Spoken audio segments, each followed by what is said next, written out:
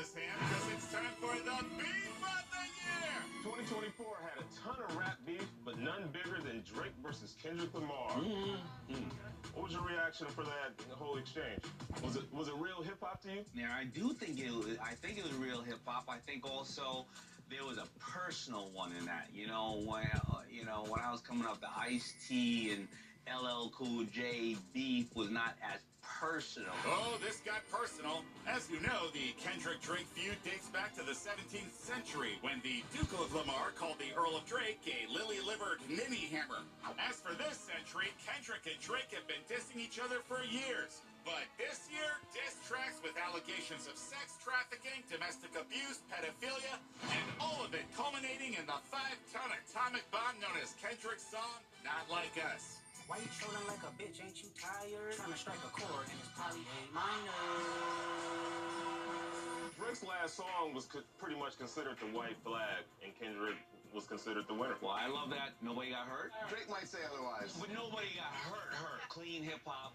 And I do like the song. Well, now Kendrick's slated to be on the Super Bowl in New Orleans, and people are saying Lil Wayne should have had that song. Lil Wayne is New Orleans.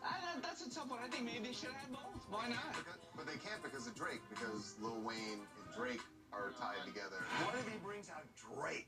Yo, that would be... And Jay-Z could make that happen. Jay-Z's gonna walk out on stage, and Kendrick and Drake come out, and he holds both their hands up. He should come out and say, he is like us. He is like us. That would be a beautiful moment. Imagine if Will Smith and Chris Rock made a movie called Smack That. Come on, man. And God bless us, everyone. Merry Christmas, guys.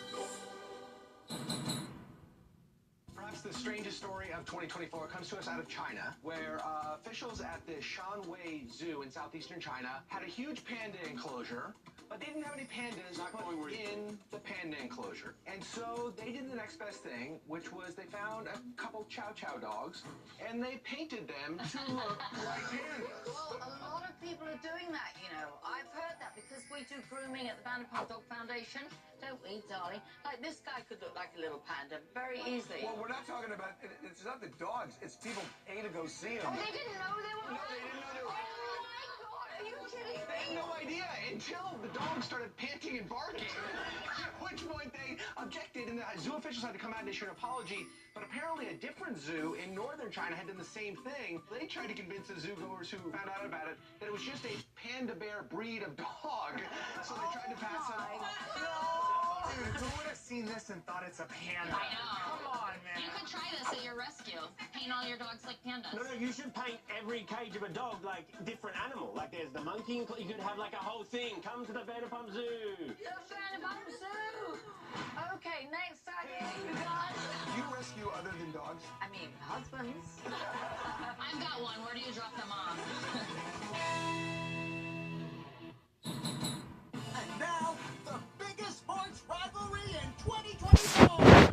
WNBA had their best year ever, and I think that almost entirely because of these two women right here, Caitlin Clark and Angel Reese. Yes. They had a rivalry in college, obviously, and it carried over into the WNBA season, and the fans were into it. That's an understatement. The WNBA's attendance records and TV ratings were at an all-time high.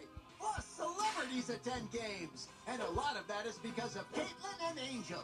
I think they've really transformed the league. I mean, it's exciting to me. I mean, I'm friends with Angel. Never met Caitlin, but I'm a big fan. Yeah. To me, it's similar to like back in the day when the NBA wasn't really popping until they had Magic and Bird. For those non-basketball fans, he's talking about these guys, not card tricks and blue jays. Do you think they actually have a beef, or do you think they play it up because it also is good press for the WNBA? Yeah, I think it's a little bit of both. I mean, Angel's a superstar, so she knows how to play the game. But I think that's just the nature of basketball. Like, you're going to talk, okay, I say... No, that's why we bleeped it. Do you think the American sports fan will really adopt a women's sport, make it as big as the NBA? Is that possible for the American psyche, do you think? I would hope so. Ladies, are y'all watching? Yeah. No. So maybe there's still some work to do.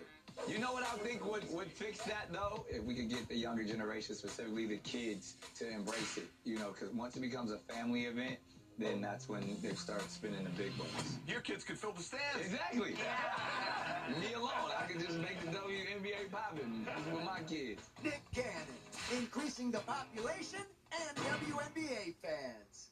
Congrats on the rivalry, Caitlin and Angel. Pretty amazing local story here in Los Angeles. After 30 hours, a 78-year-old man who was lost in the Angeles forest nearby was rescued by a rescue team. But on the way to rescue this 78-year-old man who was lost in a forest, the rescue team decided to get a photo with a legend, Jay Leno. Actually, a Korean man who did not speak English. Correct. I usually drive up the crafts in various sports cars, you know. So I stop by the side of the road, I'll take a break, and I see these rescue guys coming out of the woods. Hey, Jenna, how you doing? I said, oh, good, good. You see a Korean guy around here? He goes, no, I didn't see that. He's been gone for like a day or something, and I said, well, I haven't seen him. I said, well, can we get a picture? I sure should take a picture. Next day, Leno rescues. I didn't rescue the guy. You know, people will stop and, hey, man, thanks so much for helping that kid. I didn't see the guy. Don't you think they should have been looking for him and not doing this? Exactly. That was my thing. Coming up. The biggest transformation this year, Gypsy Rose Blanchard. She gets out of prison and is now pregnant. She killed her mom and now is going to be a mom. She hired someone to kill her mom. It's so hard to get help, you know. Plus, so Gary Turner, he was the very first Golden Bachelor. He ended up with Teresa. They had a huge special. They got married.